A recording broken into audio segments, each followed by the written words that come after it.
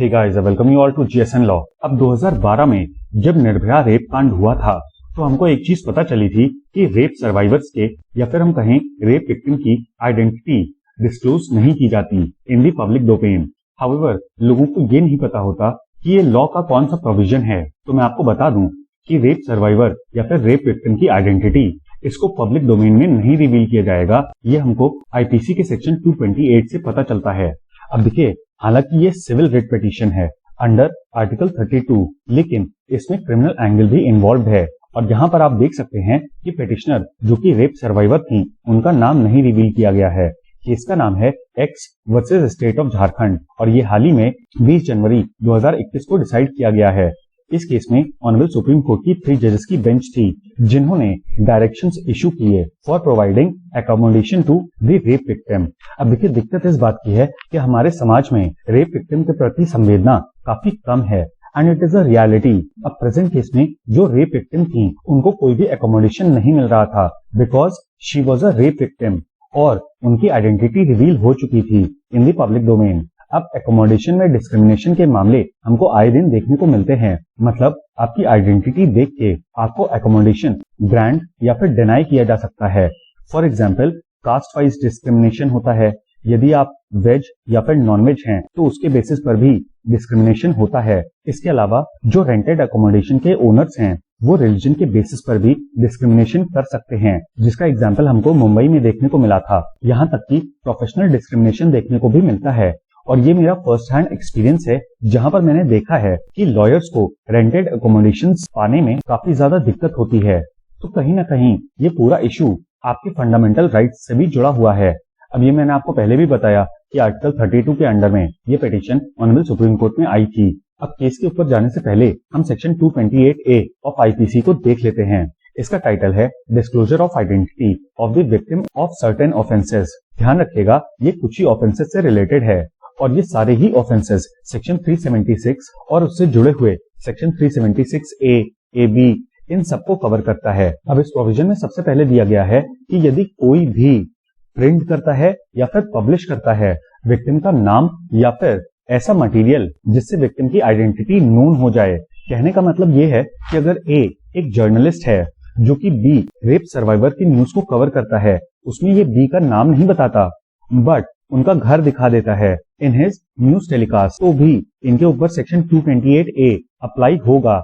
अच्छा, एक और चीज याद रखिएगा कि यदि A एक लड़का है जिसने B एक लड़की का रेप किया, अब लीगली बात करें तो शुरुआत में नहीं पता चलता है कि एक्चुअली में रेप कमिट किया गया या फिर नहीं, बिकॉज जब B इनके ऊपर FIR दर्ज करवाएंगी तो it would be an allegation और उसके बाद मामला कोर्ट में जाएगा जहां पर कोर्ट ये बताएगी कि A दोषी है या फिर नहीं। मान लीजिए A दोषी पाया जाता है और ये प्रूव हो जाता है कि रेप हैज बीन कमिटेड, तब हम विक्टिम की आइडेंटिटी नहीं रिवील करेंगे। लेकिन यदि सिर्फ एलिगेशन लगा है और बाद में ये प्रूव होता है कि A ने रेप कमिट नहीं किया, तो भी आप विक्टिम की आइडेंटिटी को नहीं रिवील कर सकते।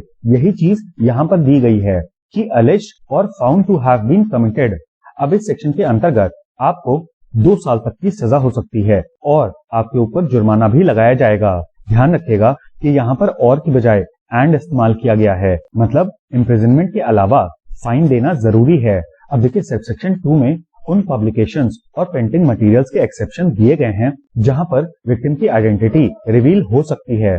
सबसे पहले, यदि office incharge of a police station यदि इन्वेस्टिगेशन के दौरान इन गुड फेथ विक्टिम की आइडेंटिटी रिवील करता है तो वो यहाँ पर कवर नहीं होगा। जाहिर सी बात है कि इन्वेस्टिगेशन के दौरान पुलिस वाले नेबरहुड में भी पूछताछ करते हैं। ऐसे में इट इज ऑब्वियस कि पुलिस वालों को अगर इन्फॉर्मेशन चाहिए तो वो विक्टिम के नाम का इस्तेमाल करेंगे, लेकिन ये सभी चीजें गुड फेथ में होनी चाहिए। अच्छा, सिर्फ ऑफिसर इंचार्ज नहीं, बल्कि यदि ऑफिसर इंचार्ज ने किसी और पुलिस वाले को ऑथराइज किया है इन राइटिंग तो वो भी सेक्शन 228 से कवर नहीं होगा। इसके अलावा यदि किसी व्यक्ति ने पब्लिकेशन या फिर प्रिंटिंग की है with the consent of the victim तो भी वो सेक्शन 228A में कवर नहीं होगा। इसके अलावा यदि विक्टिम की डेथ हो जाती है या फिर विक्टिम माइनर है या फिर the victim is of unsound mind, तो उनकी जो नेक्स्ट ऑफ किन होंगे, मतलब गार्जियन या फिर क्लोजेस्ट रिश्तेदार, तो वो विक्टिम के नेम की पब्लिकेशन का ऑथराइजेशन इन राइटिंग दे सकते हैं। फॉर एग्जाम्पल, निर्भया वाले केस में शुरुआत में विक्टिम की आइडेंटिटी नहीं रिवील की गई थी, लेकिन with the progress of the case Nirbhaya के पेरेंट्स ने खुद ही पब्लिक डोमेन में विक्टिम का नाम रखा। अब इसके बारे में डिटेल्स मुझे नहीं पता कि इन्होंने इन राइटिंग इस चीज का ऑथराइजेशन दिया था या फिर नहीं, बट ओरली इन्होंने मीडिया के सामने विक्टिम का नाम बताया था और आज ये चीज पब्लिक डोमेन में है। इवन ऑन विकिपीडिया पेज जो कि निर्भया केस को डेडिकेटेड है, वहां पर आप विक्टिम का नाम ज्योति सिंह पब्लिश्ड है। अब सवाल बनता है कि ये ऑथराइजेशन किसको देना होगा। तो देखिए, इसके लिए यहाँ पर दिया गया है कि किसी वेलफेयर इंस्टीट्यूशन या फिर ऑर्गेनाइजेशन के चेयरमैन को ऐसा ऑथराइजेशन आपको देना होगा और वो इसको पब्लिक डोमेन में पब्लिश कर सकते हैं। इसके बाद सब्सिक्वेंट पब्लिकेशन वो पब्लिक इंफॉर्मेशन का ही होता है। सवाल ये बनता है कि वेलफेयर इंस्टीट्यूशन या फिर ऑर्गेनाइजेशन ये क्या प्राइवेट भी हो सकता है? तो देखिए, ऐसा नहीं है, because it means a social welfare organisation जिसको सेंट्रल गवर्नमेंट या फिर स्टेट गवर्नमेंट ने रिकॉग्नाइज किया हो इन दिस बिहाफ।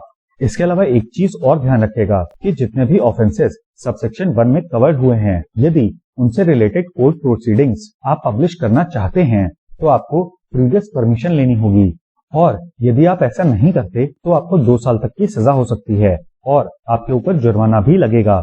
लेकिन ध्यान रखिएगा, इसके अंतर्गत जजमेंट्स नहीं आएंगे ऑफ एनी हाई कोर्ट और सुप्रीम कोर्ट। फॉर एग्जाम्पल, अभी हमने कुछ समय पहले हाथरस केस कवर किया था जहां पर इलाहाबाद हाईकोर्ट के ऑर्डर को डिटेल में एनालाइज किया था, या फिर जैसे हम आज इस जजमेंट को कवर कर रहे हैं, तो ये चीज सेक्शन 228A के बाहर है and it does not amount to an offence. वैसे तो इस सेक्शन से रिलेटेड निपुण सक्सेना का जजमेंट काफी लैंडमार्क माना जाता है, लेकिन उसको हम आगे कवर करेंगे। यहाँ पर हम केस देख लेते हैं Lalit Yadav versus state of Chhattisgarh, जो कि 2018 का है। यहाँ पर ऑनरेबल सुप्रीम कोर्ट ने इस बात को असर्ट किया कि पहली बात तो ट्रायल कोर्ट ऑथराइज नहीं है to publish the name of the victim, क्योंकि हमने ऊपर पढ़ा था जजमेंट ऑफ हाई कोर्ट और सुप्रीम कोर्ट, तो ट्रायल कोर्ट स्टैट्यूट के अंडर में भी ऑथराइज नहीं है। जहां तक रही बात हाई कोर्ट की, तो इनके फेवर में 228A का एक्सप्लेनेशन है, लेकिन फिर भी कोर्ट्स को ये अटेम्प्ट करना चाहिए कि वो विक्टिम की आइडेंटिटी को डिस्क्लोज ना करें। मतलब हाई कोर्ट्स की ये ड्यूटी है कि जहां तक हो सके हाई कोर्ट्स अपने जजमेंट्स में विक्टिम का नाम इस्तेमाल ना करें। वापस आते हैं हम अपने प्रेजेंट केस पे।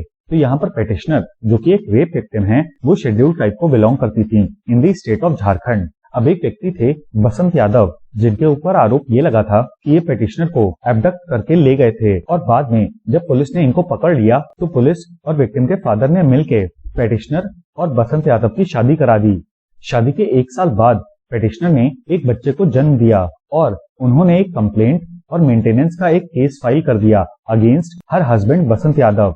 अब जो केस चला उसके परिणाम स्वरूप बच्चे की कस्टडी बसंत यादव को मिल गई और विक्टिम अपने बच्चे से मिलने जा रही थी जब मोहम्मद अली और 3 अदर अक्यूज ने उनका रेप कर दिया। अब देखिए, इनके ऊपर सेक्शन 376 रेड विद सेक्शन 34 यानी कि कॉमन इंटेंशन और सेक्शन 311 ऑफ SC/ST एक्ट लगाया गया।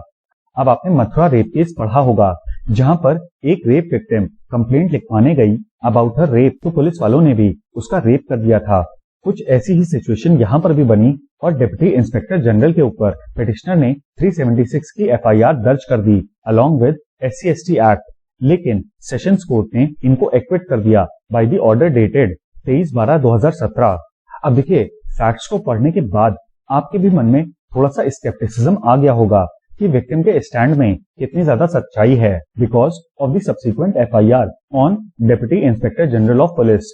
लेकिन एक बात ध्यान रखिएगा, यहाँ पर हमने पढ़ा था अलेज्ड और found to have been committed, मतलब विक्टिम ने 2 FIR दर्ज करवाई, एक मोहम्मद अली के खिलाफ और दूसरा IG के खिलाफ।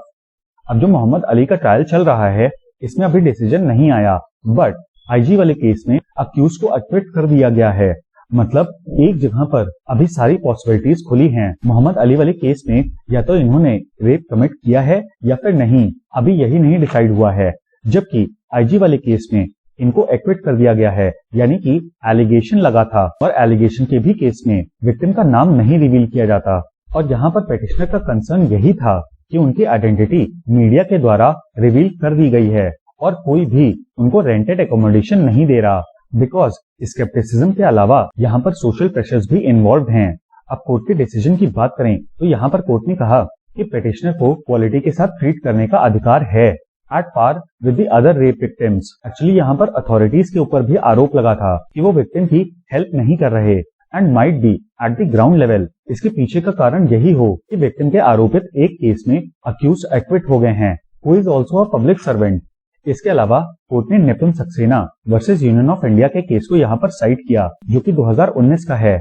यहाँ पर कोर्ट ने विक्टिमोलॉजी के जूरिस्प्रूडेंस को कवर किया था और ये कहा था कि जो भी रेप विक्टिम है उसको जॉब्स मिलने में दिक्कत होती है, उनको मैरिज में दिक्कत होती है और वो सोसाइटी के साथ इंटीग्रेट नहीं हो पाते। अब निपुण सक्सेना वाले ही जजमेंट में ऑनरेबल सुप्रीम कोर्ट ने कुछ डायरेक्शंस भी इशू किए थे। सबसे पहले कोर्ट ने कहा था कि कोई भी व्यक्ति प्रिंट मीडिया, इलेक्ट्रॉनिक मीडिया या फिर सोशल मीडिया पे विक्टिम का नाम पब्लिश नहीं करेगा और ना ही कोई भी ऐसी चीज डिस्क्लोज करेगा जो कि दूर दूर तक विक्टिम के आइडेंटिटी से जुड़ी हुई हो। अब पेटिशनर की जो ग्रीवेंस थी अबाउट द एकोमोडेशन, उसके ऊपर कोर्ट ने कहा कि सेंट्रल गवर्नमेंट और स्टेट गवर्नमेंट की काफी सारी स्कीम्स हैं अबाउट प्रोवाइडिंग रेसिडेंशियल एकोमोडेशन और इस वजह से डिप्टी कमिश्नर से भी ये कहा गया कि आप पेटिशनर के केस को प्रधानमंत्री आवास योजना के तहत कंसिडर करिए या फिर कोई और स्कीम हो सेंट्रल या फिर स्टेट गवर्नमेंट की तो उसके अंडर में विक्टिम के एकोमोडेशन का बंदोबस्त करिए।